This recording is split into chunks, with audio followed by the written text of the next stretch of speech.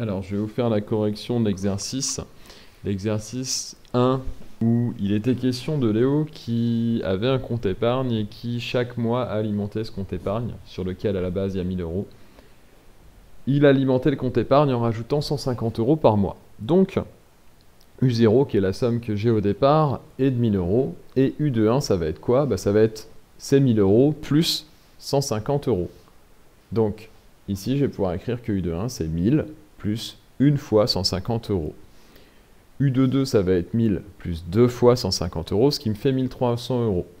U de 3, ça va être 1000 plus 3 fois 150 euros, ce qui me donne 1450 euros. Et donc, quand je vois cette évolution-là, je peux me dire que U de n, c'est-à-dire un mois au hasard, ça pourrait être le 14e, le 120e, le 350e, on s'en moque, ça va être 1000 plus n, le numéro du mois.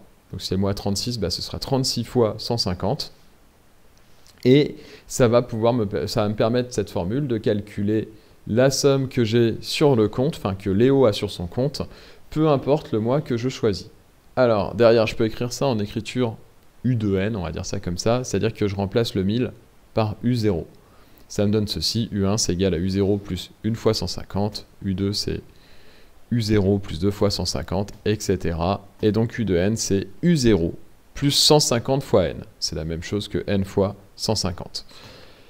Connaissant U de n, je peux écrire U de n plus 1, c'est-à-dire le mois qui suit U de n. Si je prends le 30e mois pour n, par exemple, eh bien, j'ai envie de savoir ce qui se passe au 31e mois. Comment je peux faire? Eh bien, je reprends la formule qui est là, la formule globale, et je dis que U de n plus 1, c'est U0 plus 150 fois n plus 1. Et alors, ici, une fois que j'ai cette formule, ce 150 fois n plus 1, je peux dire que c'est 150 fois n plus 150 fois 1.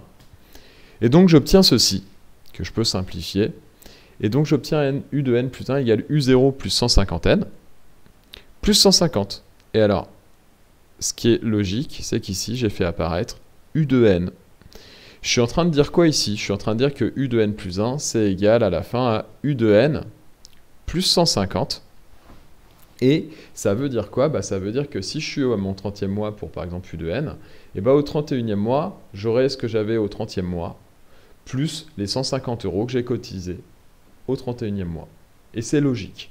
C'est logique. Chaque mois qui passe, j'ai 150 euros de plus. Peu importe où je me place. Alors, écrire U de n plus 1 moins U de n, je vais reprendre cette expression. U de n plus 1, c'est U de n plus 150. Moins U de n, j'enlève U de n. Il me reste 150. C'est logique. Chaque fois que j'avance, chaque mois que j'avance, je vais gagner 150 euros. Et je peux dire quoi? Je peux dire que la suite est croissante. Alors, si je devais exprimer ça d'un point de vue graphique, je noterais quoi? Je noterais qu'au mois n, j'ai U de n sur mon compte. Et au mois n plus 1, j'ai un petit peu plus. Ce un petit peu plus, c'est 150 euros. Et au mois n plus 2, c'est-à-dire 2 mois après n, imaginons encore une fois n, ça vaut 30, et bien au 32e mois, j'aurai ce que j'avais au mois numéro 30, plus 2 fois 150 euros. C'est comme ça que j'avance. Sauf que ce n, comme on dit là, ici, d'un point de vue mathématique, on ne veut pas forcément lui donner de valeur, on veut juste étudier la manière dont la suite évolue. Et donc, on considère que n, ça peut prendre n'importe quelle valeur. Je peux être au 15e mois, au 150e, au 300e mois, on s'en moque. Ce qu'on veut mettre en évidence, c'est que chaque mois qui passe, j'augmente de 150 euros. Et ce que je veux aussi, c'est pouvoir avoir une formule qui me permette d'exprimer la somme à un mois donné en appliquant simplement ma formule. Alors derrière, le deuxième exercice, au jour 0, on a Alissa qui a 80 litres dans sa voiture et chaque jour elle consomme 4 litres. Donc au premier jour elle va consommer 4 litres, il va lui en rester 76. Au deuxième jour elle va consommer 8 litres, il va lui en rester 72, puis 68.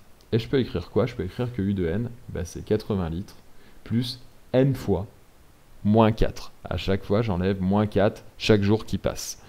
Je peux l'écrire en écriture U de n, et je vais dire que U de n c'est U0 moins 4 fois n.